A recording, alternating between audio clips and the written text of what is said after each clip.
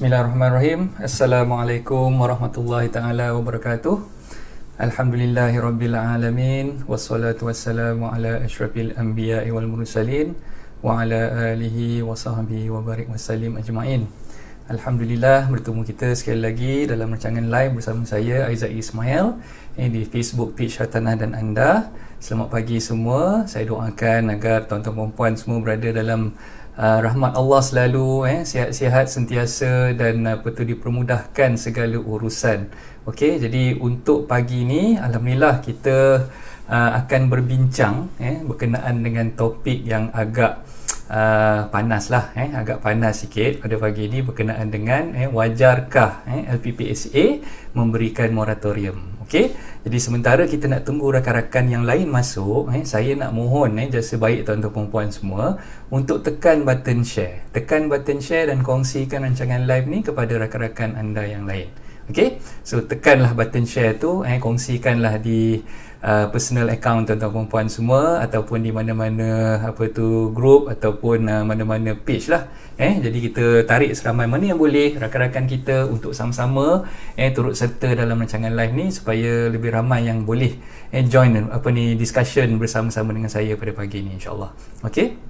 Jadi sementara nak tunggu rakan-rakan yang lain masuk, jadi eloklah kalau saya memberi sedikit mukadimah lah. Okey, saya kenalkan diri saya dulu bagi anda yang mungkin belum lagi mengenali saya. Okey, nama saya Aizat bin Ismail. Aizat bin Ismail. Nama tu agak unik sikit. Aizat A-I-Z-A-C bin Ismail. Tapi saya lebih mesra dikenali sebagai Coach Aizat lah. Okey, dan saya merupakan seorang peguam hartanah yang sekarang ni sedang beramal di Ceras Selangor. Okey, dan dibesarkan di Johor Bahru, dilahirkan di Johor Bahru dan sekarang ni menetap di Kajang lah. Okey, dan dah lama dah sebenarnya duduk kat Kajang ni, lebih daripada 20 tahun. Okey, dan alhamdulillah dikurniakan dah beristeri seorang dan dikurniakan dengan 2 orang anak. Okey, itu sedikit sebanyak latar belakang tentang diri saya. Okey, dan untuk pengetahuan semua, saya telah pun mewujudkan sebuah online platform. Online platform tu yang saya namakan sebagai Hartanah dan Anda. Okey, so Hartanah dan Anda ni sebenarnya bertujuan untuk saya berkongsi maklumat, saya berkongsi ilmu, saya berkongsi pengalaman, terutamanya dalam bidang hartanah. Dan kebanyakan daripada sharing yang saya buat tersebut di dalam Facebook page Hartanah dan Anda ni adalah berkenaan dengan undang-undang hartanah. Yalah, sinonim dengan pengkhususan saya sebagai seorang peguam hartanah. Jadi saya ambil kesempatan untuk wujudkan platform Hartanah dan Anda ni untuk memberi pencerahan khususnya berkenaan dengan topik undang-undang hartanah lah. Okey, jadi sebenarnya platform Hartanah dan Anda ni kita wujudkan agak baru lagi sejak daripada tahun lepas. Kami bukan sahaja ada Facebook page, kami ada website, kami juga ada Instagram dan juga YouTube channel lah. Jadi tuan-tuan puan, saya jemput lah untuk sama-sama follow dan subscribe kita punya Facebook, Instagram dan juga channel YouTube lah. Jadi nak cari senang aja, tuan-tuan puan just type kan Hartanah dan Anda, Hartanah dan Anda, insya-Allah tuan-tuan puan akan jumpa lah. Okey, jadi untuk pagi ni sementara nak tunggu kawan-kawan yang lain masuk tu, saya mohon tuan-tuan puan bantu saya tekan button share. Tekan button share dan kongsikan kepada rakan-rakan yang lain supaya lebih ramai lagi lah yang boleh join kita pada pagi ini. Okey, so kita tengok dulu siapa-siapa yang dah join. Okey, saya nampak nama Tuan Haji Wahab di situ. Okey, sangat setia bersama saya. Waalaikumsalam Tuan Haji. Puan Fit pun ada. Waalaikumsalam Fit. Okey, KS Property pun ada. Waalaikumsalam. Alhamdulillah. Terima kasih. Fakar pun ada. Okey, waalaikumsalam. Selamat pagi Fakar. Okey, so siapa-siapa yang dah join ni tolong kongsikan rancangan live kepada rakan-rakan yang lain. Okey, Tuan Razman pun saya nampak di situ. Waalaikumsalam Tuan Razman. Selamat pagi. Okey, jadi untuk kesekian kalinya kita ucapkan ribuan terima kasih kepada anda yang telah pun join dan kepada sahabat-sahabat yang baru. Selamat datang saya ucapkan. Selamat mendengarlah perkongsian saya. Sebenarnya perkongsian saya ni saya dah mulakan sejak daripada hari kedua PKP lagi. Bermula pada 19 bulan Mac yang lepas sehinggalah ke hari ini. Alhamdulillah setiap pagi saya dapat bersua muka, dapat kata apa, menyediakan platform ataupun ruang ni untuk kita sama-sama berbincang macam-macam topik dah yang kita kongsikan, daripada topik perundangan hartanah, daripada topik berkenaan dengan ejen hartanah, macam mana cara nak buat marketing, macam mana cara nak buat kata apa, Facebook page dan sebagainya lah. Jadi untuk hari ni kita cuba nak bantu lah sebenarnya, cuba nak bantu untuk meredakan keresahan ataupun untuk kalau nak selesaikan masalah tu memang mungkin agak sukar sikit lah kan.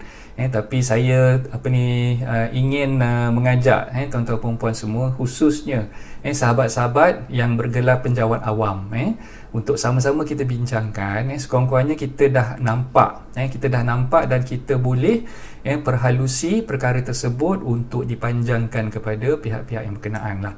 Kalaupun mereka tak boleh nak buat keputusan dalam masa terdekat, mungkin kita doakanlah sekurang-kurangnya keluhan dan juga harapan tuan-tuan perempuan semua selaku penjawat awam untuk pihak LPPSA meringankanlah sedikit sebanyak beban yang tuan-tuan perempuan sedang hadapi dengan cara memberikan moratorium, dan kalau katalah perkara tersebut tak boleh nak diberikan secara panjang, macam yang pihak Bank Negara beri itu selama 6 bulan, mungkinlah mereka boleh pertimbangkan untuk berikan moratorium ni untuk tempoh yang lebih pendek lah kan. Jadi sekurang-kurangnya dengan adanya sharing yang kita buat pada hari ni, discussion yang kita buat bersama-sama hari ni, tuan-tuan perempuan boleh suarakan apa yang terbuku di hati masing-masing, dan setidak-tidaknya perkara tersebut bolehlah kita panjangkan kepada pihak-pihak yang berkenaan tu supaya mereka boleh dengarlah keluhan, rintihan tuan-tuan perempuan semua. Okey, dan saya percaya bukan ini pertama kali orang kata topik ni dibincangkan, dan sejak LPPSA keluarkan circular, kalau tak silap saya pada 8 bulan April yang lepas, walaupun moratorium tu telah bermula seawal bulan April hari tu, tapi LPPSA baru keluarkan pemakluman tu ataupun circular tersebut pada, kalau tak silap saya, 8 bulan April. Masih lagi tidak terlalu lewat lah untuk kita sama-sama menyuarakan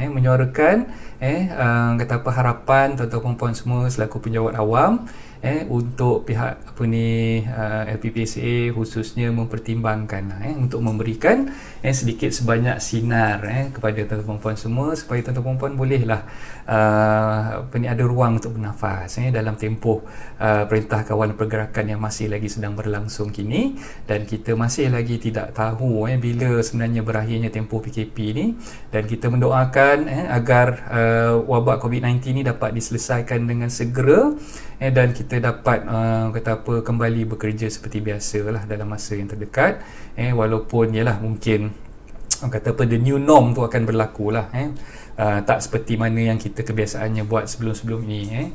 Jadi inilah, hari ni pun dah hari yang kita dah diambang Ramadan. Esok insyaAllah kalau tak ada apa-apa kita akan mula berpuasa, dan sedikit sebanyak harapan saya sendiri dan harapan saya percaya kawan-kawan semua, sahabat-sahabat semua, untuk adalah sedikit sebanyak sinar. Kita nak menyambut Ramadan, kita nak menjalani ibadah puasa tu dengan hati yang mungkin lebih tenang lah, insyaAllah. Okay, right, so siapa lagi dah join ni, saya mohon tuan-tuan perempuan untuk kongsikan rancangan live ni kepada rakan-rakan yang lain lah. Okay, so untuk pagi ni saya ada sediakan beberapa slide lah untuk kita sama-sama ikuti. Okay, so topiknya macam yang saya dah beritahu tadi, wajarkah LPPSA memberikan moratorium? Okay, jadi sekarang ni sama ada kita suka ataupun tidak, krisis ekonomi memang bakal melanda dan sebenarnya telah pun berlaku. Adakah kita telah bersedia? Itu soalan utamanya. Nak berlaku ataupun tidak, memang benda tu akan berlaku, sama ada kita suka ataupun kita tidak suka, memang benda tu akan berlaku. So adakah kita telah bersedia? Itu soalan utamanya lah. Okay, jadi saya telah pun kongsikan perkara-perkara ni dalam rancangan live saya sebelum ni, terutamanya untuk sahabat-sahabat pejuang-pejuang hartanah, perunding-perunding hartanah yang mana dalam topik sebelum ni saya dah ceritakan tentang cabaran perunding hartanah pada masa kini. Okay, dan persoalan utamanya, adakah kita telah bersedia dah bersedia untuk menangani krisis ekonomi yang bakal melanda kita. Okey, so memang krisis ekonomi ni dijangka lebih buruk berbanding dengan krisis ekonomi yang berlaku pada tahun 1998 ataupun 2008 yang lepas. Jadi saya bukanlah seorang pakar ekonomi, tapi berdasarkan pembacaan saya, berdasarkan kepada apa yang saya telah lihat, pengalaman yang lepas-lepas dan sebagainya. Jadi saya percaya memang perkara tersebut tengah berlaku dan akan menjadi lebih buruk berbanding dengan krisis ekonomi yang kita hadapi pada tahun 98 dan juga 2008 yang lalu lah. Jadi puncanya macam yang kita dah sedia maklum sekarang ni adalah disebabkan oleh trade war di antara kuasa-kuasa besar dunia lah, Amerika Syarikat, China, dan kata apa, disebabkan kejatuhan nilai ringgit berbanding dolar US tu sejak daripada tahun 2018 lagi sebenarnya 2018 lagi kita dah nampak kejatuhan nilai ringgit tu memang sangat-sangat kata apa, mendatangkan kesan kepada industri, terutamanya yang industri import lah, barang-barang yang daripada luar yang kita beli daripada luar, kita terpaksa bayar dengan harga dolar US, dan itu yang mendatangkan kesan impact yang negatif lah kepada ekonomi negara.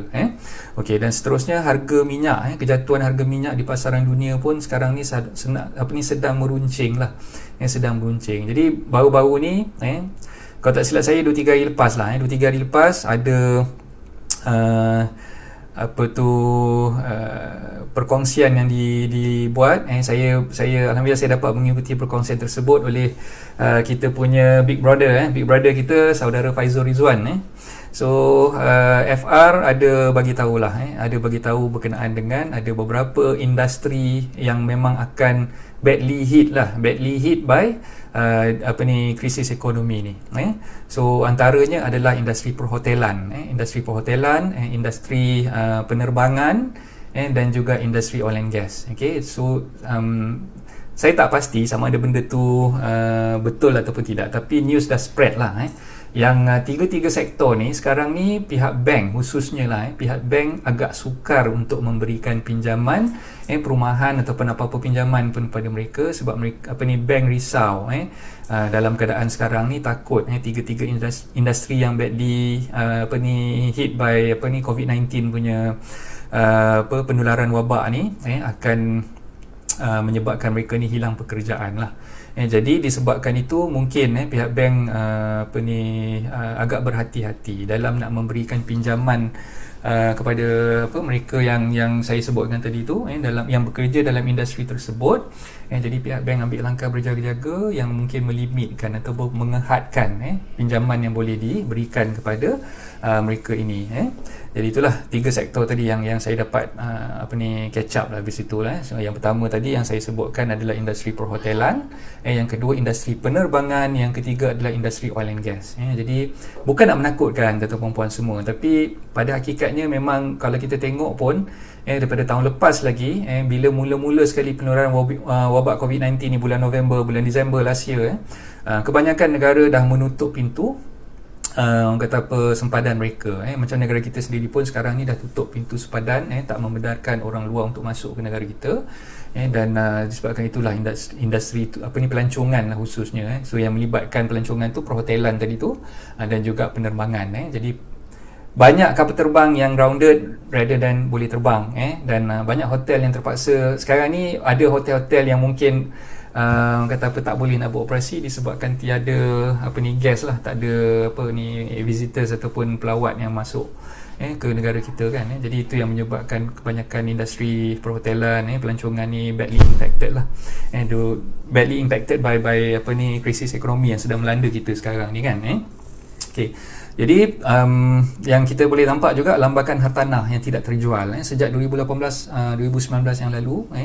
Banyak pemaju perumahan yang telah pun menyiapkan projek mereka, tapi projek yang telah siap ni banyak yang tak terjual. Jadi lambakan hartanah tu sentiasa ada.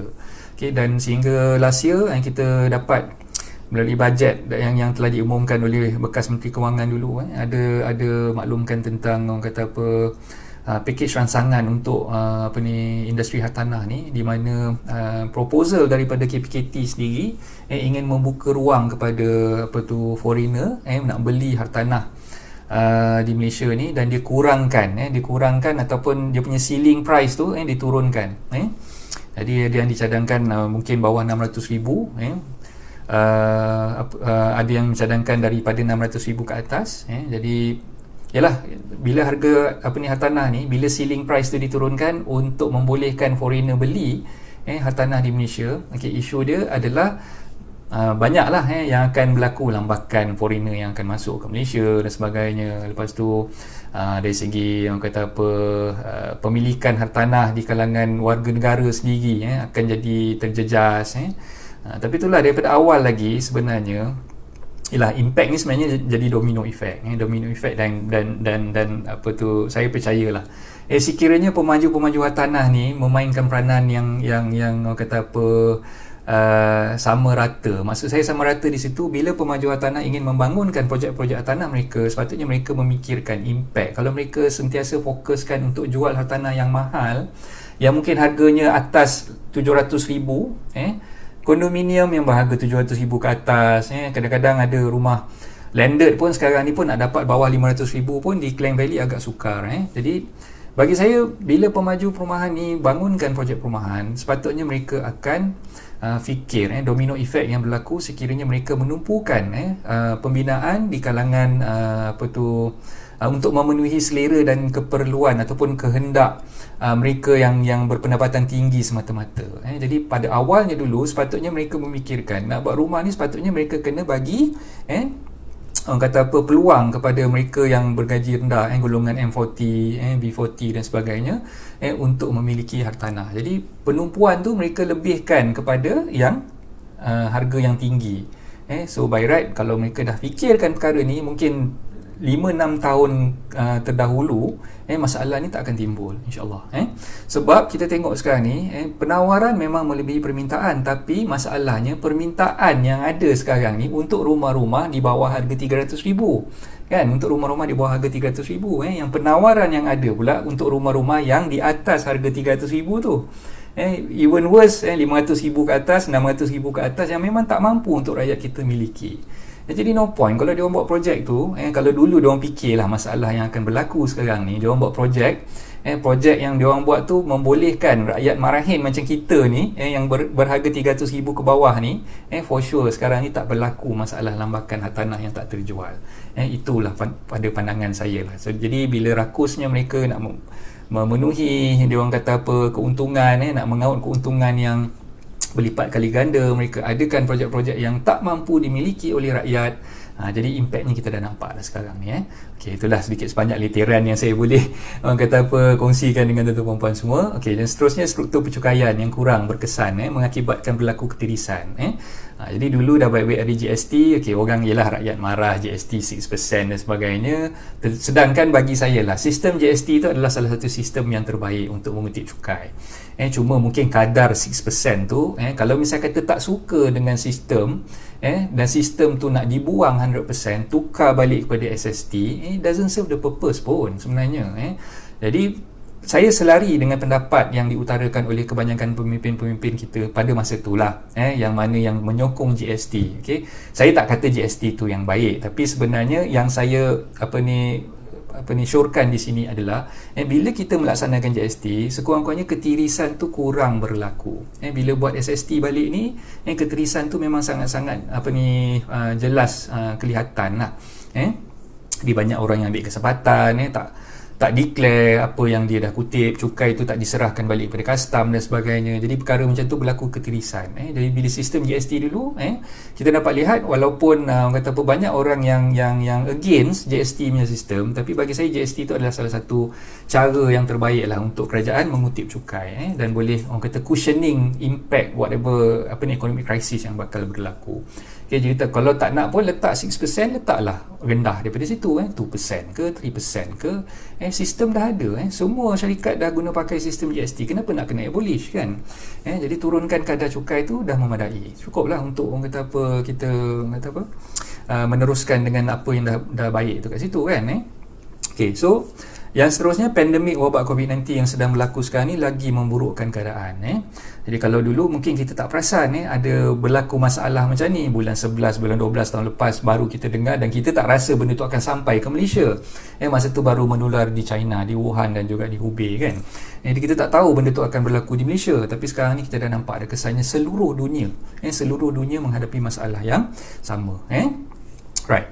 So, yang seterusnya, yang terakhir sekali, ramai yang kehilangan pekerjaan kerana banyak perusahaan terpaksa ditutup. Jadi itulah antara sebab-sebab yang saya rasakan kita perlu ambil langkah berjaga-jaga sekarang ni, dan kita perlu bersedia untuk menangani impak pasca COVID-19 nanti, apa yang sepatutnya kita lakukan. Okay?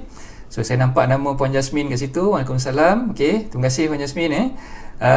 Okay, Waalaikumsalam. Okay, siapa-siapa yang dah join ni, saya tak nak tegur seorang-seorang ni, mungkin agak makan masa juga. Tuan Uji, Tuan Kasih di situ, Tuan Yusri, Anggun. Jadi siapa-siapa yang saya tak sempat nak tegur tu, saya minta maaf lah.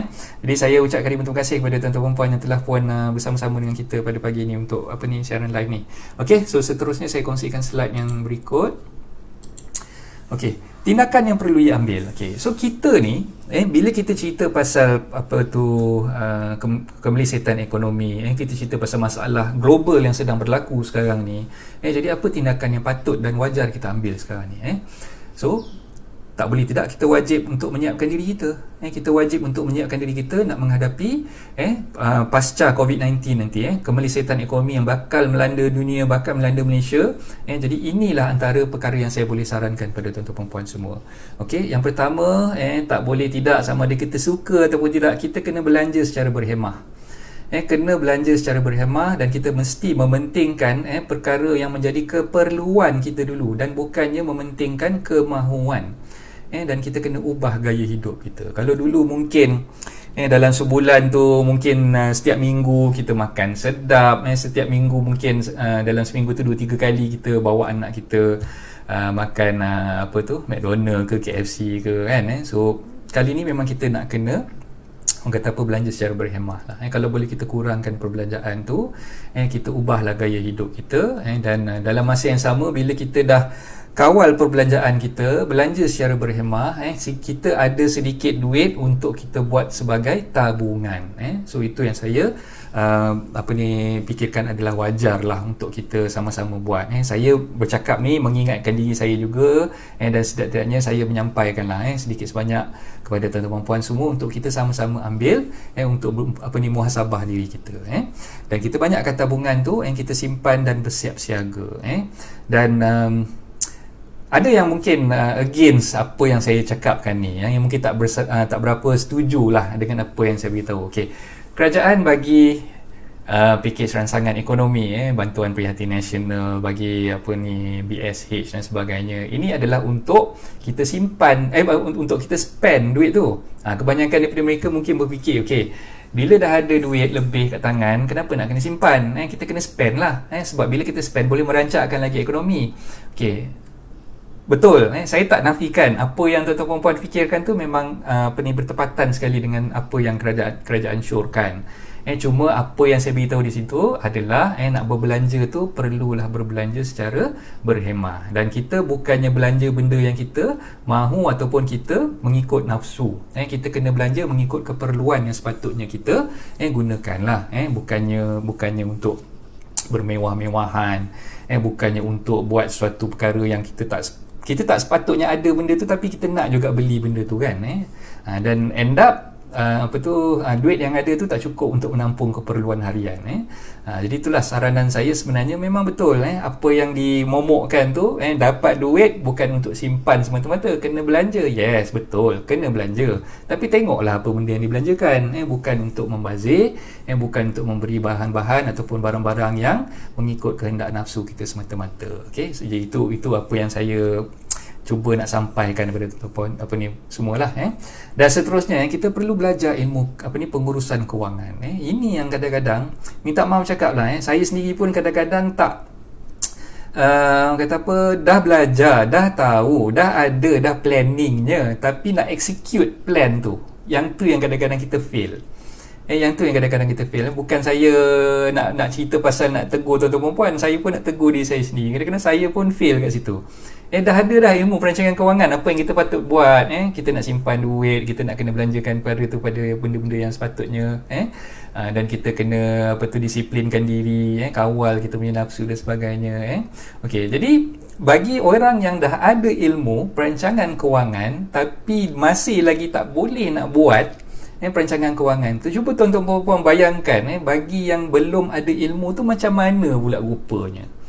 Jadi saya sarankan sekarang ni, kalau ada guru-guru yang boleh membantu, ramai saya percaya, kalau perempuan tengok even di Facebook ni pun macam-macam kata apa topik-topik yang dibincangkan berkenaan dengan perancangan kewangan ni, kita boleh belajar. Boleh belajar, boleh berguru dengan orang-orang yang mahir dan tahu tentang tu. Okey, kalau saya boleh sebutkan di sini salah seorang guru yang saya sendiri belajar dengan dia, saya baca buku dia, adalah Tuan Zaidi Ismail. Jadi tuan-tuan perempuan mungkin boleh search page Tuan Zaidi Ismail, boleh tengok dia ada buat kata apa buku, dah menulis buku untuk merancang kewangan lah. Jadi mungkin tuan-tuan perempuan boleh belajar daripada Tuan Zaidi dan mungkin boleh mendapat manfaat daripada perkongsian beliau lah. Okey. Dan seterusnya kita perlu ukur baju di badan sendiri. Okey, kita kena ukur baju di badan sendiri. Tak boleh lah orang kata apa nak berbelanja mengikut kehendak dan nafsu semata-mata. Buatlah apa perkara yang kita buat tu berdasarkan kepada situasi dan kedudukan kita, kewangan kita dan sebagainya. Sebab apa? Impaknya bukan hanya dilihat dari jangka masa pendek sahaja tuan-tuan puan. Impaknya kita akan nampak kesan daripada penularan wabak COVID-19, kesan daripada kemelesetan ekonomi ni, kita akan nampak jangkaannya sehingga 2 ke 3 tahun, bukannya dalam tempoh sebulan 2 bulan ni sahaja. Sebagai rasionalnya kenapa saya cakap 2 ke 3 tahun? Sebab kalau kita tengok sekarang ni, pasca COVID-19, after COVID-19 ni dah berakhir, industri-industri yang badly affected, yang terkesan dengan penularan wabak COVID-19 ni, masa itulah baru kita tengok banyak industri yang terpaksa memberhentikan pekerja, yang mana yang terkesan dengan penularan wabak ni tak boleh nak ekspor barang keluar, tak boleh nak orang kata bidang manufacturing khususnya lah, tak boleh nak buat sedangkan permintaan yang ada tu kurang. Jadi macam mana dia nak keluarkan ataupun nak kena manufacture produk-produk yang mereka buat selama ni kan, sebab permintaan tu jadi kurang. Dan macam yang saya sebutkan tadi juga, industri oil and gas, so bila harga minyak dah turun, dah jatuh, exploration yang buat kerja-kerja di offshore dan sebagainya, jadi benda tu akan menyebabkan industri dia bila salah satu industri tu dah badly affected, chain reaction ataupun rantaian dia tu akan nampak, akan nampak pada masa yang kalau tak segera pun akan ada dalam jangka masa 2 ke 3 tahun tu, jumlah chain reaction tu akan berlaku. Jadi kita perlu buat perkara ni tak terlalu lewat lagi untuk kita mulakan. Kalau siapa-siapa yang belum merancang kewangan, buatlah perancangan kewangan tu daripada sekarang. Kalau siapa-siapa yang belum menyimpan buat tabungan, buatlah tabungan tu daripada sekarang. Sebab kalau kita tak mulakan daripada sekarang, bila lagi? Dan ini yang kita perlu fikirkan untuk survival kita dalam tempoh 2 ke 3 tahun akan datang. So itu yang saya boleh cadangkan kepada tuan-tuan perempuan semua. Dan yang seterusnya tu saya ada juga highlightkan di situ, kena cipta pendapatan pasif dari sekarang. Okay, jadi macam yang saya selalu war-warkan dalam page hartanah dan anda, sebenarnya page hartanah dan anda ni kita banyak memfokuskan untuk membantu perunding-perunding hartanah. Perunding-perunding hartanah, ejen-ejen hartanah. Jadi kalau tuan-tuan perempuan mungkinlah sebagai orang yang risau keadaan sekarang ni, so dalam masa yang sama mungkin tengah mencari peluang, mencari peluang, bisnes apa yang sebenarnya tuan-tuan perempuan boleh buat dalam tempoh yang terdekat ni kan, sama ada nak meniaga ke, nak buat kuih ke, nak jual, orang kata nak puasa, nak buat kuih raya, buat baju raya. Terpulang, bagi saya pendapatan pasif ni itu berdasarkan kepada mungkin pengalaman dan juga ilmu yang tuan-tuan perempuan ada. Dan macam yang saya syorkan pada sahabat-sahabat pejuang hartanah, rakan-rakan perunding hartanah yang mengikuti siaran live ni setiap hari, ilmu tu saya dah maklumkan, saya dah bagi, dan kalau kita tak implement apa yang kita ada tu, kalau kita tak gunakan ilmu yang kita dah sedut tadi tu, tak guna juga kan. Jadi kita mulakan mencari pendapatan pasif, kita dapatkan sesuatu yang boleh sustainkan diri kita ni untuk kelangsungan hidup kita selepas ni. Jadi itulah yang saya apa tu, sarankan lah kepada tuan-tuan perempuan semua. Okey. Tadi tu mukadimah aja, mukadimah orang kata apa, nak jentik minda lah, nak jentik minda kita semua berkenaan dengan topik yang saya nak kongsikan pada pagi ni. Okey, jadi kalau tuan-tuan perempuan nampak, saya pernah buat satu posting beberapa minggu yang lepas lah, ketika LPPSA mengeluarkan okey, betul lah tarikhnya 8 April. Okey, jadi kalau tuan-tuan tengok di slide ni sekarang ni, okey, kenapa LPPSA tidak berikan moratorium? Okey, so sekarang ni barulah kita masuk pada topik yang kita nak bincangkan. Okey, tiada penangguhan moratorium pembayaran balik ansuran bulanan pembiayaan perumahan lembaga pembiayaan perumahan sektor awam. Okey, jadi LPPSA tidak memberikan moratorium kepada peminjam-peminjamnya melalui notis yang dikeluarkan pada 8 April yang lepas lah. Baru lagi lah, ini pun baru lebih kurang dalam 2 minggu sudah lah.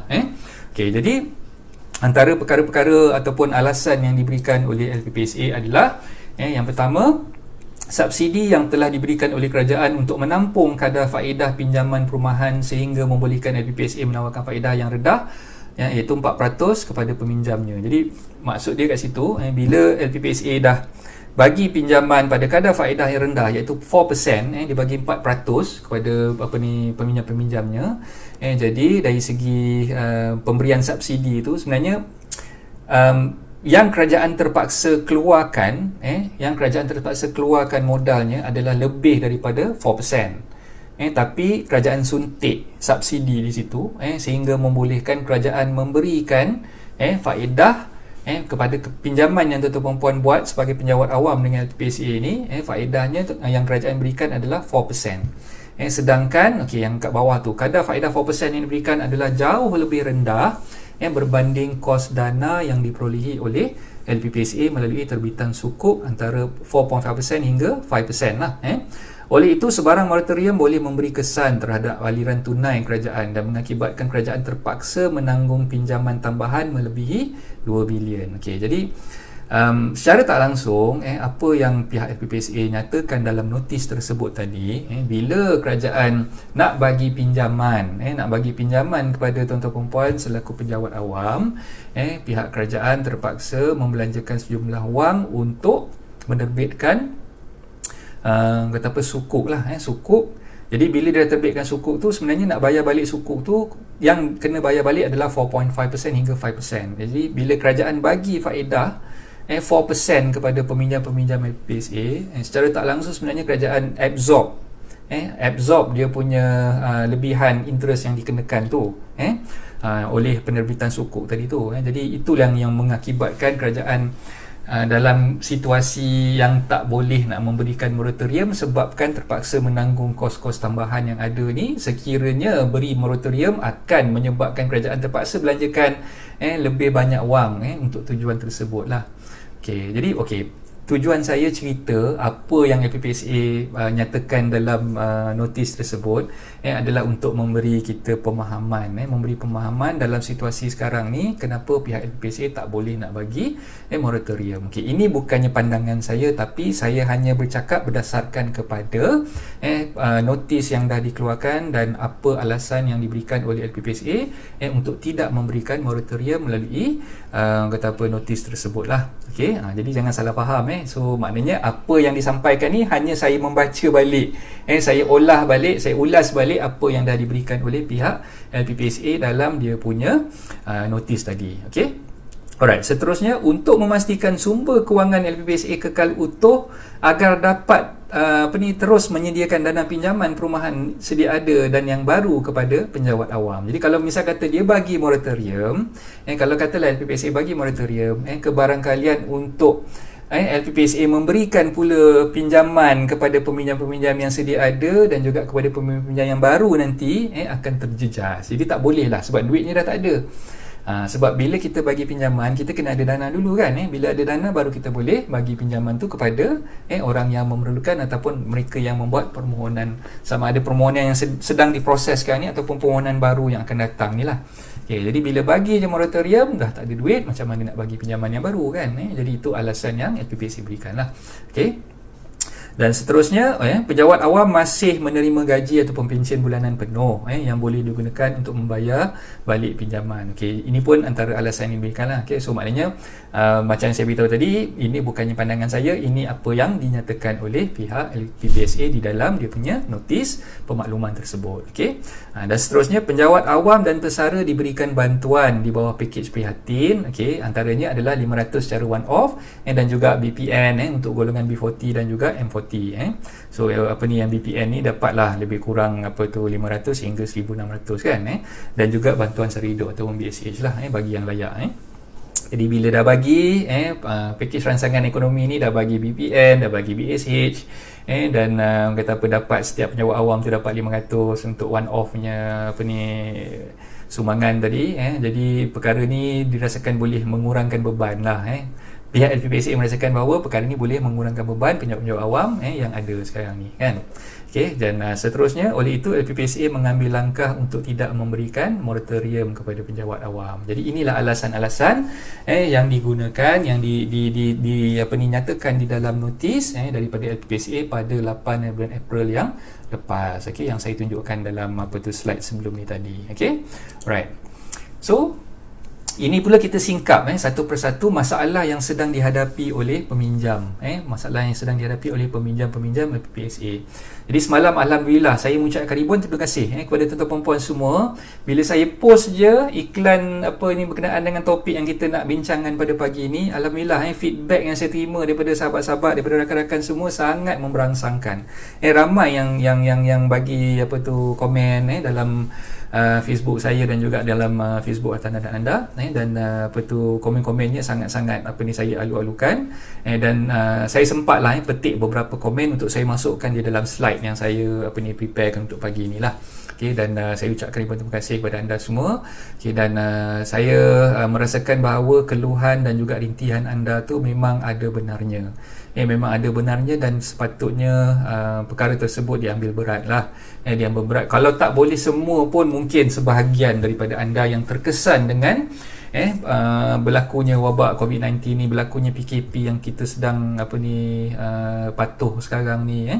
Jadi mungkin mereka yang terkesan bolehlah dipertimbangkan untuk mengurangkan ataupun memberilah tempoh moratorium untuk penangguhan bayaran pinjaman tu. Okey, tak apa, nanti saya akan kupas satu persatu lah. Antara perkara-perkara daripada komen yang tuan-tuan puan masukkan tu, saya dah ambil sikit-sikit daripada situ dan saya masukkan dalam slide yang saya prepare untuk pagi ni. Okey. So antara masalah yang dihadapi oleh peminjam LPPSA adalah antaranya ialah yang pertama, gaji yang diperolehi memang daripada awal lagi, sebelum berlakunya penularan wabak COVID-19 ni lagi, sebenarnya gaji yang diperolehi oleh penjawat awam tu tak cukup untuk menampung jumlah perbelanjaan yang ada setelah ditolak ansuran pinjaman perumahan LPPSA. Okey, contohlah katalah sebelum berlakunya penularan wabak COVID-19 ni, tuan-tuan puan diberikan gaji sebanyak 3,000 sebulan sebagai contoh. Okey, dan bila beli rumah buat pinjaman dengan LPPSA, ada potongan yang dibayar untuk servis kita punya loan dengan LPPSA tadi sebanyak mungkin RM1,500, RM1,500. So tinggallah gaji tu RM1,500 kan, dah tolak RM1,500, tinggal lagi RM1,500. Jadi RM1,500 dia lah nak guna untuk bayar kereta, RM1,500 dia lah nak guna untuk kita sara diri, untuk anak-anak kita, untuk pasangan kita dan sebagainya. Dan mungkin tuan-tuan perempuan ni seorang-seorang je bekerja lah. Mungkin tuan-tuan perempuan tak ada pasangan yang bekerja, yang pasangan ni mungkin full time housewife, dan kita yang seorang-seorang menjana pendapatan untuk keluarga kan. Jadi ini mungkin berlaku kerana ketika membuat pinjaman, mereka mengambil kira faktor gaji yang diperolehi daripada pasangan yang ada tu, gaji daripada pasangan tu. Contoh macam saya berikan contoh tadi, okey, situasinya ada dua lah. Satu, tuan-tuan perempuan ni masih lagi ada pasangan yang bekerja. Pasangan tuan-tuan perempuan ni sama ada isteri ataupun suami ni bekerja, tapi bukan bekerja dengan kerajaan lah, mungkin bekerja swasta ataupun bekerja sendiri. Okay, yang satu situasi lagi yang mana tuan-tuan perempuan bekerja seorang-seorang, pasangan ni tak bekerja kan. Okay, jadi yang mana yang pasangan bekerja ni, kita mengharapkan gaji pasangan tu untuk bantu meringankan beban bulanan kita lah kan. So maknanya bila pasangan dah bekerja, isteri bekerja, suami kerja kerajaan, yang isteri pula kerja swasta. So dalam keadaan sebelum ni, dalam kita punya aktiviti harian tu, dua-dua bekerja, dua-dua ada gaji kan.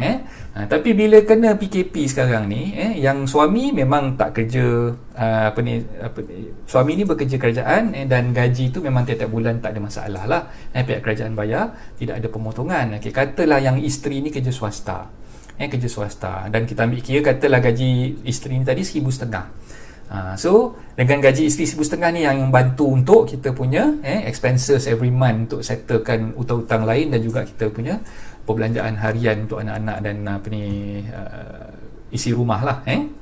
Okay. So dalam tempoh PKP, gaji isteri yang 1,500 tadi tu terpaksa dipotong. Sebab dia tak boleh nak bekerja, jadi majikan dia terpaksa memotong gaji, dan ada yang mungkin potong sampai separuh, ada yang mungkin potong sampai 20%. Tengok pada majikan masing-masing lah. Jadi senario dia kita cuba fahamkan. Kita cuba fahamkan mereka yang menghadapi senario yang macam ni tadi. Okey, dan kalau katalah kesan langsung dari PKP ni, pasangan mereka tak boleh nak keluar bekerja dan tiada gaji, tak ada punca pendapatan. Okey, kalau mereka ni jenis yang memang mengharapkan bila beli rumah dulu, bukan mereka tak fikir, mereka fikir nak beli rumah dulu mengikut kemampuan masing-masing, berdasarkan kepada gaji berdua lah. Okey, gaji suami dah 3,000, gaji isteri 1,500, jadi gabungkan dapatlah 4,500. So bila cek kelayakan nak buat pinjaman tu, bolehlah meminjam untuk beli rumah dengan IPPSA. Jadi potongan bulanan tu bayarlah 1,500 sebagai contoh. Saya cerita ni sebagai contoh. Bayarlah kepada IPPSA bayaran bulanan 1,500 tadi tu. Okey, dan gaji isteri 1,500 tadi tu bolehlah digunakan untuk perbelanjaan yang kita nak urus diri dan sebagainya. Okey, jadi bila berlaku PKP, tak boleh nak bekerja, isteri tak boleh keluar rumah, gaji pun dah jadi kurang. Itu yang menjadi masalah kebanyakan daripada penjawat-penjawat awam yang saya ceritakan ni sekarang ni. Okey, ni antara keluhan mereka lah. Okey, yang kedua pula, ada penjawat awam yang melakukan kerja sampingan sebelum PKP. Okey, so macam yang katalah dia ni bekerja seorang-seorang, isteri tak bekerja kan. Bila isteri tak bekerja, mereka nak tampung perbelanjaan harian seorang-seorang ni tak cukup. Katalah dia punya gaji 3,000, dah tolak rumah 1,500, ada 1,500 je. Jadi suami ni pun kata, okey, saya kena keluar cari rezeki tambahan. Okay? So sepanjang selagi kederat ni masih ada, saya pergilah buat Grab ke, buat Uber ke, apa-apa sajalah untuk rezeki, dapatkan tambahan income di situ. Tapi disebabkan adanya PKP sekarang ni, jadi yang suami tadi yang boleh bekerja sebagai part time untuk buat benda-benda lain di luar waktu kerja tadi tu, tak boleh nak jalankan kerja part time dia sekarang ni. Jadi bila dah tak ada pendapatan di situ, jadi masalah lah pada dia kan. So macam mana dia nak servis punya loan tu, sedangkan pendapatan dia tu dah jadi kurang, dah terjejas dengan perintah kawalan pergerakan yang ada sekarang ni. Jadi tak boleh nak keluar bekerja, jadi tak ada pendapatan tambahan. Jadi itu antara sebab-sebab ataupun keluhan yang disampaikan oleh penjawat-penjawat awam yang bersuara sekarang ni, disebabkan penularan wabak COVID-19 dan PKP yang sedang mereka hadapi. Jadi mereka tak boleh nak keluar dan mencari pendapatan tambahan. Okey, dan ada juga sambung lagi masalah yang dihadapi oleh peminjam PPSA ni, mereka terpaksa menyewa rumah.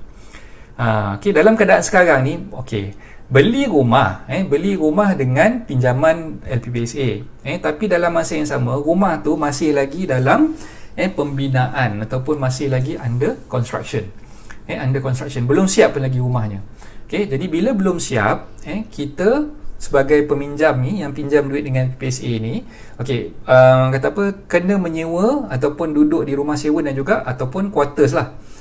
So kalau katalah kita duduk kat quarters pun, gaji kita kena potong untuk bayar quarters tadi, ataupun kita sewakan rumah, kita pun masih lagi kena membayar sewaan kepada tuan rumah kan. Tapi dalam masa yang sama, rumah yang kita beli tu belum siap.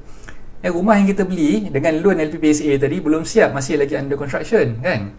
Okey, dan mengikut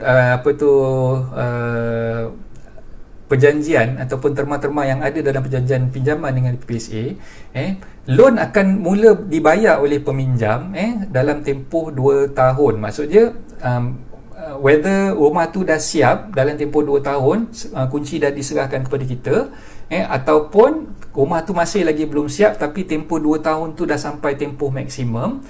So maknanya after 2 years tu masuk bulan yang ke-25 lah, masuk bulan yang ke-25 tu pinjaman kita dengan PPSA tu dah mula berjalan. Dah mula berjalan walaupun rumah tu tak siap lagi. So dalam senario macam ni, apa yang saya dengarkan, dan saya boleh petik komen daripada tuan yang meletak, saya terlupa nama dia siapa, tapi itulah dia beritahu masalah dia sekarang ni, rumah dia masih belum siap. Rumah masih belum siap walaupun tempoh tu dah lebih daripada 2 tahun. Jadi dia terpaksa membayar kepada LPPSA untuk servis dia punya loan tu, dan dalam masa yang sama dia terpaksa juga menyewa rumah yang dia duduk sekarang ni lah. Okay. So dia orang kata apa, menanggung sewaan dan bayaran bulanan tu serentak. Jadi beratlah untuk mereka. Kesian juga orang yang macam ni kan. Okay, yang seterusnya lebih memburukkan keadaan, ada juga yang berhadapan dengan masalah projek perumahan tu yang mereka beli tu terbengkalai. Terbengkalai terus. Yang tadi tu yang cik yang bertanya tadi tu, yang bagi komen tadi tu, alhamdulillah benda tu nampak lah, progress tu ada, tapi slow lah. Lepas 2 tahun pun tak siap-siap lagi rumahnya kan. Adalah nampak orang kerja mungkin tak ramai lah yang kerja, tapi ada juga situasi yang mana dah beli dah rumah, tapi rumah tu terbengkalai, tak siap-siap sampai sekarang. Dah makan 3-4 tahun dah, kunci tak dapat lagi, bayaran bulanan dah berjalan daripada 2-3 tahun yang lepas, tapi kata apa, mereka tak boleh nak masuk lagi rumah tu sebab projek tu terbengkalai. Projek tu terbengkalai sejak sekian lama. Okay, jadi sewaan kena bayar, masih lagi kena bayar sewa rumah yang duduk sekarang, tapi itulah installment bulanan untuk bayar rumah yang tak siap-siap tu masih lagi kena bayar. Jadi mereka ni yang terkesan lah dengan keadaan yang ada sekarang ni. Okay, dan ada juga yang terpaksa menyewa sebab bertugas di kawasan lain. Okay, katalah dia beli rumah dulu masa dia duduk di Johor sebagai contoh. Lepas tu dia kena transfer pula pergi ke Kedah. Kan, okay. So bila dia transfer ke Kedah, rumah yang dia beli kat Johor dulu tu kosong, tak ada orang duduk. Kan, tak ada orang duduk, nak sewakan mungkin tak ada orang yang nak sewa dan sebagainya. Jadi bila dia terpaksa berpindah ke Kedah, dia bertugas di Kedah, dia kena sewa pula rumah di Kedah kan. Jadi rumah yang kosong ni tadi still kena bayar installment dengan PPSA kan. Jadi macam mana dia nak servis dia punya pinjaman serentak dengan bayaran sewa yang dia kena bayar kepada tuan rumah tu lah.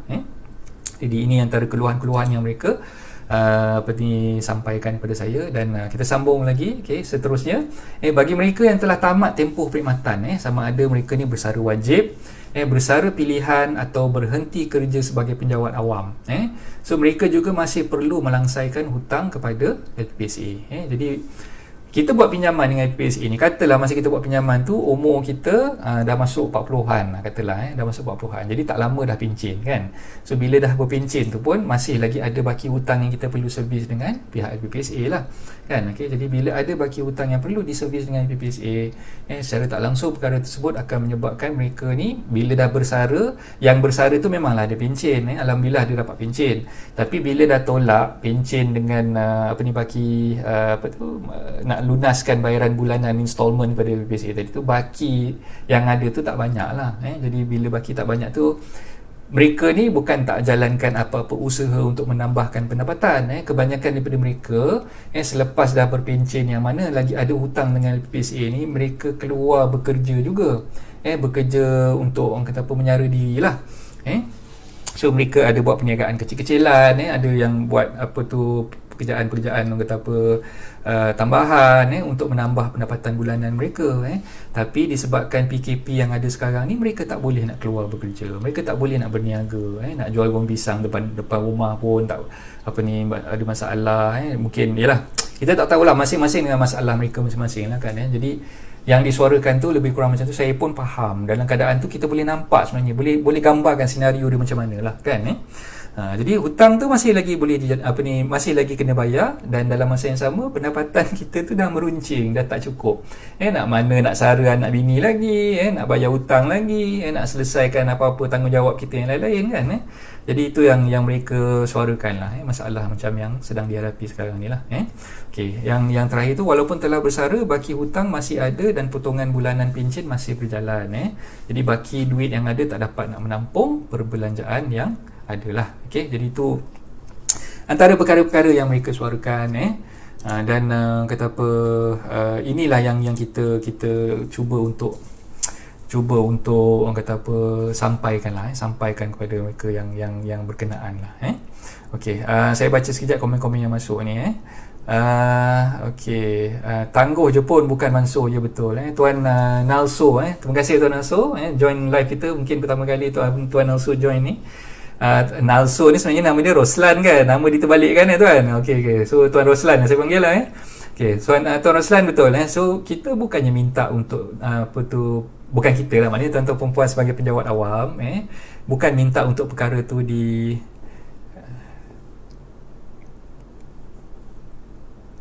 bukan minta tuan-tuan perempuan untuk hilangkan terus lah apa yang ada sekarang ni kan. Okey, jap, saya tengok ada masalah sikit di sini. Tuan-tuan perempuan boleh nampak ke saya punya slide dan juga dengar suara saya? Tolong komen kalau nampak kat situ. Sebab saya takut tiba-tiba video ada gangguan connection. Tolong siapa-siapa yang masih lagi bersiaran dengan saya ni, tolong komen di situ. Boleh nampak dan boleh dengar.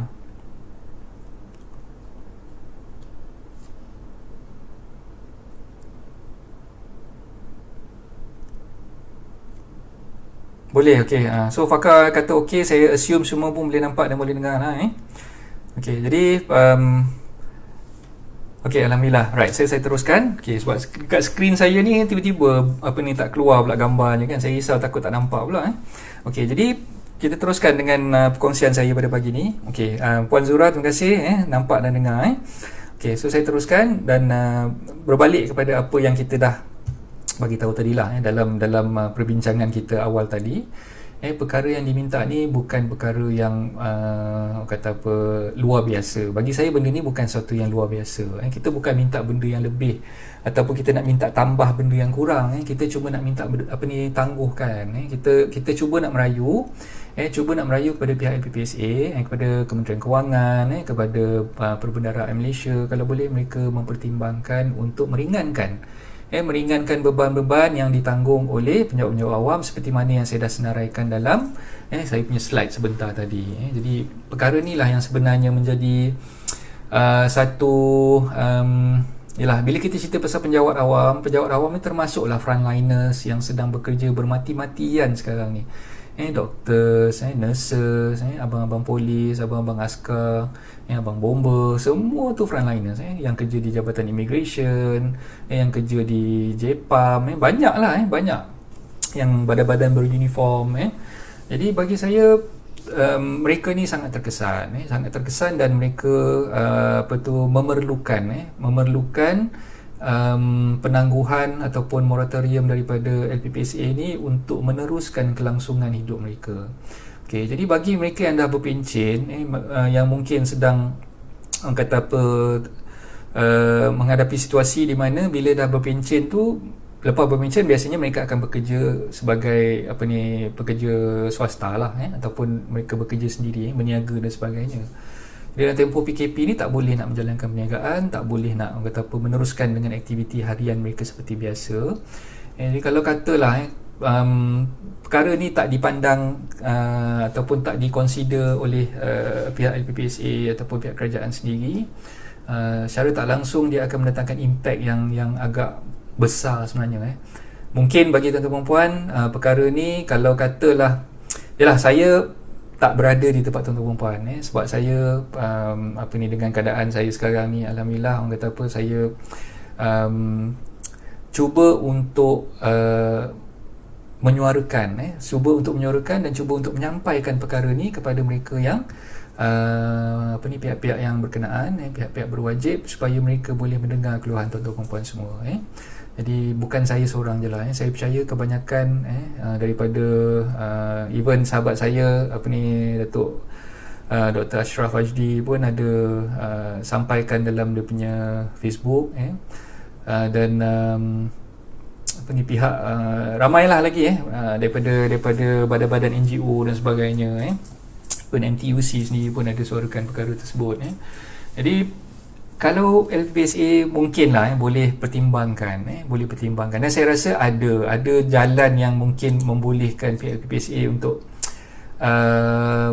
menerima cadangan ni. Jadi inilah antara cadangan-cadangan yang mereka suarakan. Okey, yang pertama sekali itu adalah LPPSA mempertimbangkan untuk memberikan option.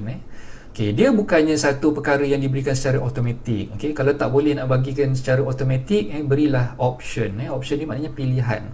Kepada mereka yang terkesan dalam situasi sekarang. Jadi mereka ni boleh pilih siapa yang nak perlukan penangguhan, mereka ambil lah. Dan mereka yang mungkin tak terlalu terkesan, tak perlukan penangguhan ni, maka tak payahlah ambil penangguhan tu. Jadi berikan perkara ni sebagai satu option, satu pilihan kepada penjawat awam yang terkesan, mereka boleh ambil. Caranya macam mana? Mereka boleh memohon. Mungkin sediakanlah platform, sediakan platform untuk mereka memohon secara online, buat rayuan dan sebagainya secara online. Okey, jadi isikanlah, isikan dia punya borang dan sebagainya. Tak payahlah kita nak kena pergi beratur, pergi ke kaunter setempat LPPSA di Putrajaya tu. Kita buat secara online pun okey. As long as ada medium untuk kita berkomunikasi dan kita boleh meletakkan, orang kata apa, kita punya masalah tu kita boleh suarakan. Kita boleh suarakan, dan pihak LPPSA buatlah satu pendekatan yang mana mereka yang betul-betul terkesan dengan impact COVID-19 dan juga PKP sekarang ni, boleh membuat permohonan kepada LPPSA untuk penangguhan bayaran bulanan. Bukan kita nak minta waivekan pun kan, bayar tetap bayar, tapi mungkin dalam tempoh ni kita minta ditangguhkan. Jadi bagi siapa yang perlukan aja buat, yang tak perlu tak payahlah buat kan. Jadi bagi option tu kepada mereka yang memerlukan sahaja. Okey, itu yang pertama lah. Okey, yang kedua, mungkin tempoh moratorium yang diberikan ni, kalau katalah kerajaan fikir, sampai 2 bilion nak kena absorb, banyak sangat nak kena bayar dia punya kos untuk sukuk punya interest dan sebagainya ni kan. Tapi bagi saya, kalau misal kata kerajaan tengok on the long term lah, tengok pada jangka masa panjang, bila duit ada lebihan kat tangan, rakyat akan berbelanja, especially golongan B40 dan M40 ni. Mereka ni memang perlukan duit tu untuk perbelanjaan harian. Bukan dia orang nak bermegah dengan kereta baru, nak beli benda-benda yang tak sepatutnya. Saya faham penjawat-penjawat awam ni, kebanyakan daripada mereka ni dapat je duit tu memang nak ringankan beban, nak beli barang keperluan harian, bukan nak beli benda-benda yang lavish ataupun yang bermewah-mewahan kan. Itu sebenarnya yang mereka perlukan. Jadi duit ni akan disalurkan kembali kepada market, disalurkan kembali kepada, orang kata apa, untuk membeli barang keperluan apa semua kan. So dapat balik dekat peniaga-peniaga, dapat balik dekat pengusaha-pengusaha, dan mereka yang dapat balik duit ni, jadi aliran tunai tu orang kata apa, akan berlaku lah kan. Jadi bila katalah kita tak berikan penangguhan, tak boleh nak bagi moratorium di sini, mereka tak ada duit untuk spend. Mereka mungkin ada duit tapi tak cukup. Tak cukup nak beli tu. Yelah, kadang-kadang keperluan masing-masing ni kita tengok juga, ada yang mungkin anak seorang, ada yang mungkin anak sampai 6 orang, sampai 7 orang. Jadi macam mana dia nak survive? Okay, so itu yang saya, yalah, yang kena, kata apa, tadika tutup, taska tutup, bas sekolah tak berjalan, tapi yuran ni masih lagi kena bayar kan.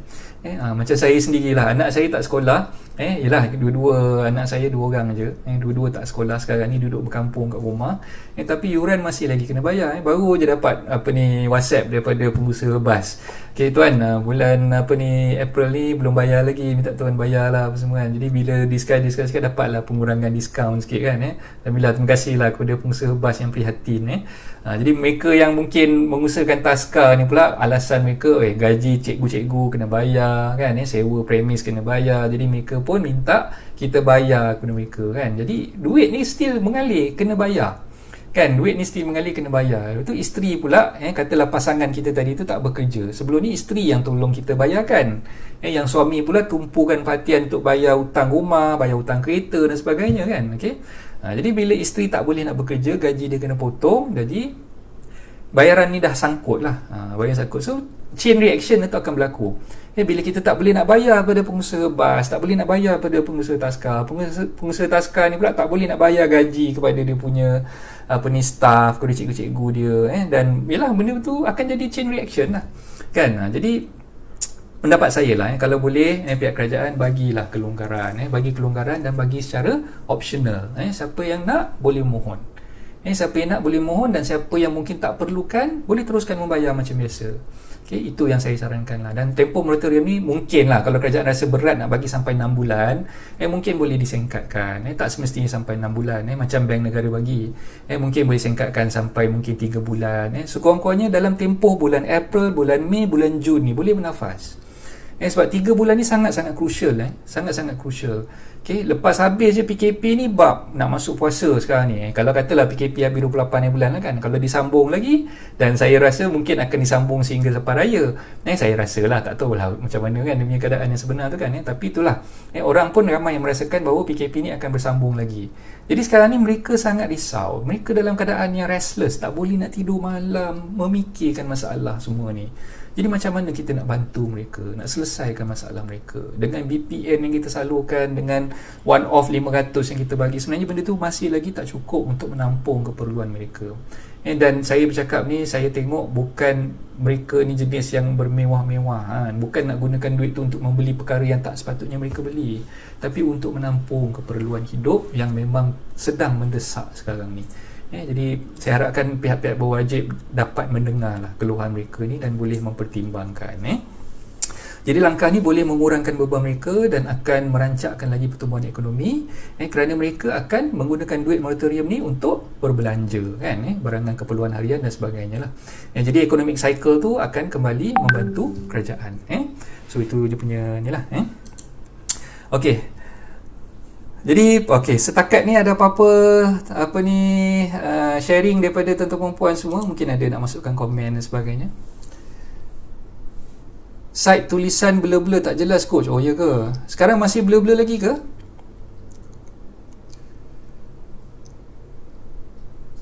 Line clear. Alhamdulillah line dah clear. So Haji Wahab nampak suara okey. Cadangan yang pilih penangguhan dikenakan kadar faedah mengikut bank negara, win-win situation. Dia sebenarnya dari segi faedah, bila kita buat macam pelaksanaan yang bank negara lakukan sekarang ni, dia akan melanjutkan lagi lah, dia akan melanjutkan lagi tempoh pembayaran pinjaman kita dengan pihak bank negara tu, dengan pihak bank lah kan. So katalah kita buat pinjaman dengan bank Rimau. Dengan bank Rimau dah tangguhkan selama 6 bulan ni, jadi bila kita tak bayar kepada bank Rimau selama 6 bulan, dia akan ambil pendekatan extendkan lagi kita punya bayaran moratorium apa yang kita dah tangguhkan ni. Dia akan extendkan lagi bayaran installment kita kepada bank Rimau tadi tu selama 6 bulan ke depan lagi lah. Dan for sure bayaran installment yang kita kena bayar kepada bank akan berubah. Pengiraan tu, calculation tu akan berubah. Katalah sekarang ni kita bayar 1,500. Dan disebabkan kita ada penangguhan di situ selama 6 bulan, bayaran yang kita kena bayar kepada bank Rimau tu nanti akan jadi 1,600 sebagai contoh. Sebab interest tu akan berganjak sikit dan tempoh tu akan dipanjangkan sikit. Kan? Jadi impact dia tu kat situ lah. Sama ada kita setuju atau tidak dengan tu. Sebab tu saya kata benda tu optional. Even bank negara pun dia bagi kelonggaran. Kalau katalah dia bagi moratorium dulu, dia kata benda tu automatic. Tapi dalam masa yang sama, kalau kita tak nak ambil moratorium tu, kita boleh opt untuk tidak ambil lah kan. So benda yang sama yang saya rasakan perlu dibuat oleh pihak LPPSA jugalah. Dari segi bayaran tu, kalau orang yang nak ambil, maka dia kena faham bayaran bulanan tu akan dianjakkan ke depan, dia akan lanjutkan lagi. Dan kadar faedah yang dikenakan tu mungkin dah berubah sikit dan dia kena bayar tu lebih sikit lah, monthly installment yang dia kena bayar tu kan. So itulah perbezaan yang dia perlu fahami lah. So ada apa-apa yang ni? Cadangan mungkin boleh propose kelonggaran kepada staff grade G52 ke bawah. Yes. So kalau tanya saya, kalau katalah nak bagi kelonggaran ni kepada golongan tertentu saja, macam yang Tuan KS beritahu lah, G52 ke bawah dan sebagainya kan. Kalau saya mungkinlah nak buat tu biar buka untuk semua lah. Biar buka untuk semua. Maksud dia kat situ, kita tak, kalau katalah kita nak khususkan untuk grade berapa ke bawah, 52 ke 48 ke 44 ke 41 ke, kan grading kerajaan ni kan dia pelik-pelik sikit kan. So kalau katalah nak buat untuk golongan tertentu je, mungkin nanti benda ni tak selesai juga masalah. Nanti kan ada pula orang yang bersuara yang kata kenapa kau bagi ni, tak adil lah, aku tak dapat apa semua kan. Jadi kalau nak buat untuk semua, open to all, optional kepada semua. Itu pendapat saya lah. Sebab saya bila saya cerita benda ni, saya fikir macam mana pula golongan yang Tuan KS kata G52 ke atas tu kan. So mungkin yang diorang pun kita tak tahu masalah diorang macam mana kan. Mungkin lah dia double barrel ke triple barrel ke, kita tak tahu kan, sampai 3 dapur nak kena isi ke kan. Kan ni gurau je lah sebagai contoh kan. So bagi saya nak buat tu biar pelaksanaan tu menyeluruh, buka kepada semua tapi bagi option. Siapa yang terkesan ambil, siapa yang tak terkesan tak payah ambil. Yang boleh menampung lagi perbelanjaan bulanan tu tak payahlah ambil kan. Yang terkesan aja kita gunakan. Jadi itu pendapat saya lebih kata apa, membantulah kot daripada bagi untuk grade-grade tertentu saja. Nanti yang tak dapat ni dia orang bersuara pula kan. Okey, jadi ada lagi saranan-saranan ataupun buah fikiran daripada tuan-puan untuk kita sama-sama bincangkan? Kalau ada boleh masukkan di ruangan komen. Okey, so saya teruskan dengan slide saya. Okey, yang tadi tu kita tak masuk lagi. Okey. Okay, jadi sekarang ni memang kita perlulah perkemaskan diri kita. Jadi tuan-tuan perempuan mungkin dah biasa dengar lah perkara ni kan. Nak perkemaskan diri tu kita kena anggaplah semua perkara yang berlaku ni ada hikmahnya. COVID-19 yang menular sekarang ni, PKP yang sedang kita hadapi sekarang ni, semua tu ada hikmahnya. Kalau Tuhan tak turunkan sesuatu bala tu untuk mendatangkan kebaikan selepas daripada tu, apa tu memang kata apa, perkara tu agak mustahil lah. Sebab bila Tuhan jadikan sesuatu tu memang ialah dalam bentuk bala ataupun dalam bentuk ujian, dugaan, sebenarnya Tuhan nak uji kita dan nak tengok sejauh mana kesabaran kita lah. So kita kena berfikir positif, dan kita kena percaya bahawa setiap yang berlaku tu memang ada hikmahnya. Dan setiap masalah yang ada itu memang ada jalan penyelesaiannya, dan kita wajib mempercayai qada dan qadar daripada Allah lah. Jadi kita perlu betulkan diri kita dulu. Jadi saya menyeru diri saya sebagai peringatan kepada diri saya dan juga peringatan kepada tuan-tuan semua. Kita betulkan diri ke arah yang lebih positif, mentally, spiritually dan physically. So kita dekatkan diri kita dengan Allah, banyak melakukan amal soleh, dan mohonlah petunjuk dan berdoa selalu kepada Allah SWT. Dan kita istiqamahlah dalam apa yang kita perjuangkan, dan kita doakan agar kita diberi kekuatan, diberi kesihatan, diberi kesempatan untuk kata apa, menyelesaikan segala masalah yang ada ni. Sebab yalah, masing-masing mungkin dalam keadaan sekarang ni dia rasa risau, dia rasa takut dengan duit yang tak cukup, perbelanjaan yang memang sentiasa kena rotate duit dan sebagainya kan. Jadi perkara macam ni mungkin sikit sebanyak merisaukan diri kita tu macam mana kan. Nak masuk bulan puasa ni pula kan. Tapi bulan puasa ni sebenarnya bagi saya memang sangat-sangat bagus untuk kita belajar untuk berjimat lah kan. Bila kita tak boleh nak pergi bazar Ramadan, tahun ni tak ada bazar dan sebagainya, kita nak makan tu pun mungkin kita makan apa yang ada kan. Jadi benda tu boleh sikit sebanyak membantu kita juga dan kita percaya bahawa semua ni memang ada hikmahnya, ada hikmahnya. Dan untuk jangka panjang sebenarnya kita dah mula kena merancang kewangan. Kita kena belajar untuk merancang kewangan dan cuba urus kewangan kita tu dengan baiklah. Kalau kita tak tahu, kita belajar daripada orang yang tahu. Kalau misalnya kata kita dah tahu, kita amalkan apa yang kita dah tahu. Dan nak menyediakan kata apa, perancangan kewangan, profil kewangan dan mahirkan diri dengan teknik kewangan ni memang tak boleh tidak, kita perlu ada disiplin lah. Kita ada disiplin, bukan setakat belajar tapi tak buat. Kita kena belajar dan kita kena amalkan apa yang kita dah belajar tadi tu. Okay, kurangkan pembaziran dalam berbelanja. Okay, so bila nak berbelanja tu, pastikan yang kita belanja untuk perkara yang kita perlu sahaja, bukannya berdasarkan kepada kehendak dan kemahuan semata-mata. Dan yang saya highlightkan di situ, tuan-tuan perempuan boleh baca, hapuskan hutang jahat dengan segera. Kalau boleh, tuan-tuan perempuan sekarang ni disiplinkan diri, dah ada duit simpanan tu, apa yang kita perlu buat? Bukannya untuk bermewah-mewah, bukan untuk bermegah-megah, tapi untuk kita gunakan simpanan tu, kita selesaikan dulu hutang-hutang jahat yang kita ada.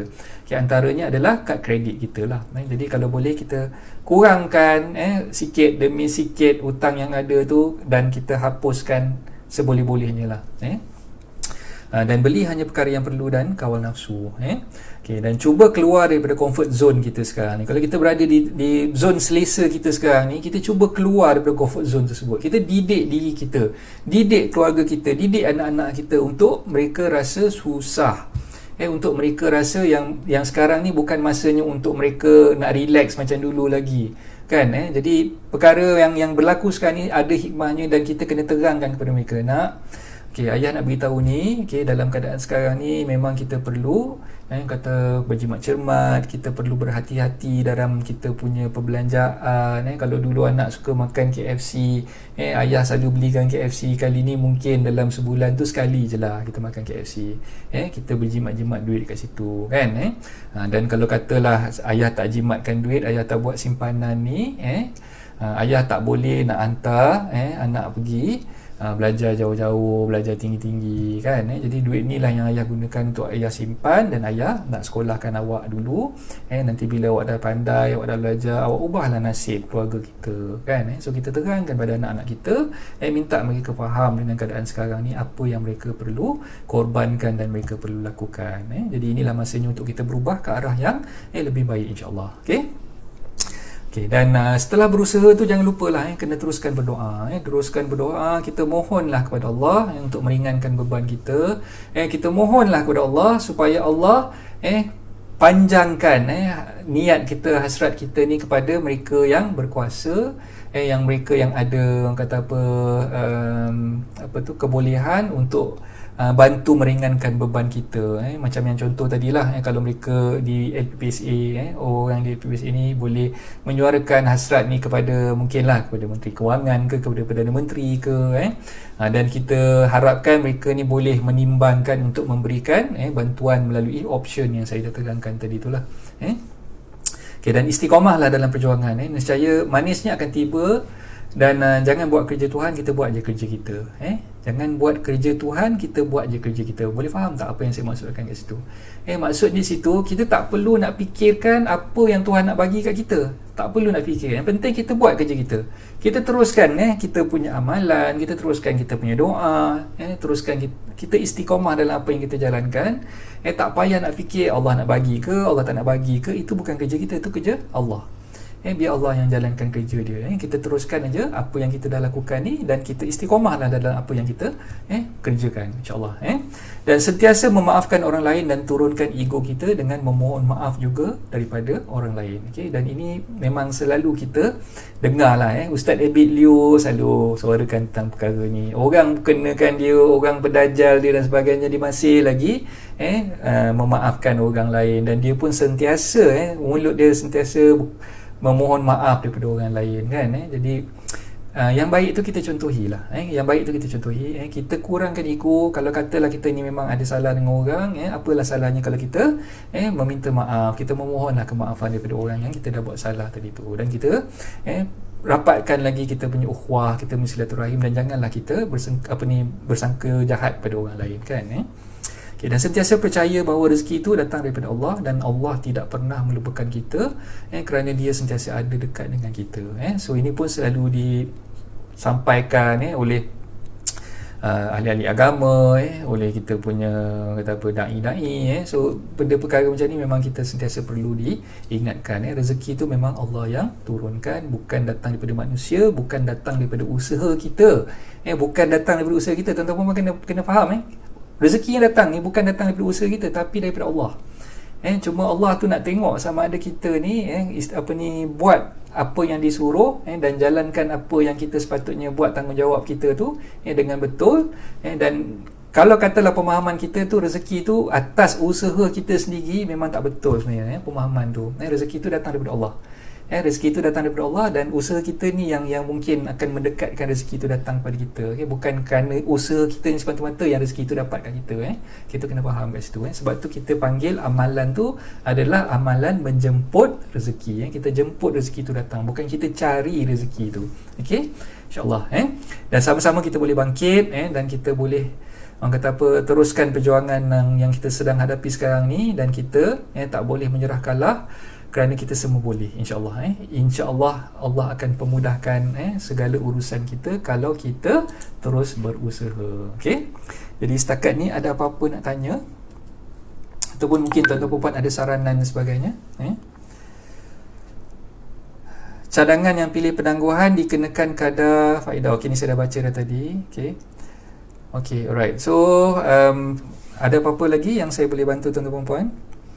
Okey, Puan Jumaiyah, sahabat daripada Singapura, terima kasih coach yang sentiasa memberi peringatan kepada kami. Masya-Allah, takabbalallah. Okey, so terima kasih Terima kasih Puan Jumaiyah. Okay, saya harapkan orang-orang di Singapura pun sama jugalah kita sama-sama doakan yang di seluruh negara yang ada di Singapura, yang ada di Indonesia, semua sahabat-sahabat yang beragama Islam, sahabat-sahabat yang sebangsa dengan kita, semua dipelihara, yang seagama ni, yang mempunyai akidah dengan kita yang sama ni, kita doakan supaya mereka semua dipelihara dan dikuatkan semangat, dan diberikan kesembuhan, kalau bagi yang sakit tu diberikan kesembuhan, dikekalkan bagi yang sihat tu dengan nikmat kesihatan, insya-Allah, supaya kita boleh terus istiqamah dalam apa yang kita perjuangkan.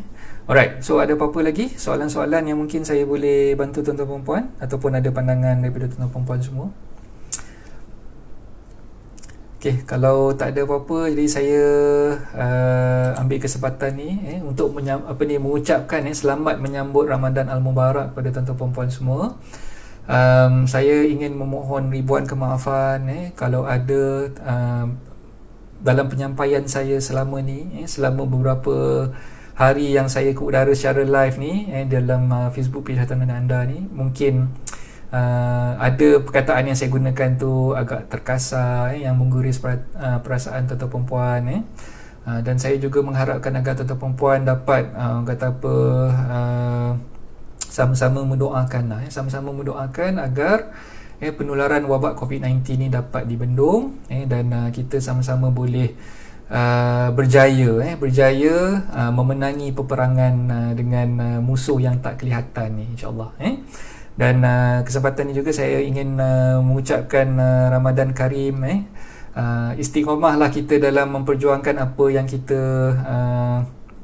pegang, dan gunakanlah kesempatan di dalam bulan Ramadan yang mulia ni untuk memperbanyakkan amalan, amalan yang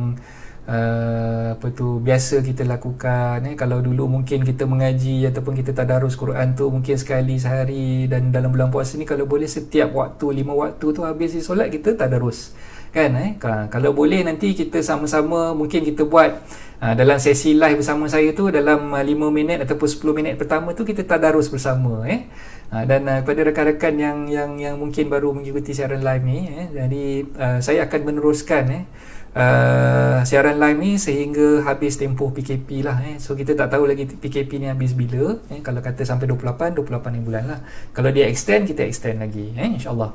Okay, jadi itulah untuk kesekian kalinya saya mengucapkan ribuan terima kasih kepada tuan-tuan perempuan yang sudi mengikuti siaran live saya pada pagi ni. Dan insyaAllah kita jumpa lagi pada masa-masa yang akan datang. Saya doakan tuan-tuan perempuan semua sihat walafiat, dan dilindungi Allah selalu. Okay, selamat berpuasa dan selamat menjalani ibadah sama ada yang wajib ataupun yang sunat di dalam bulan Ramadan yang bakal menjelma pada esok hari, insyaAllah. Okay, right. Assalamualaikum warahmatullahi taala wabarakatuh. Bye bye.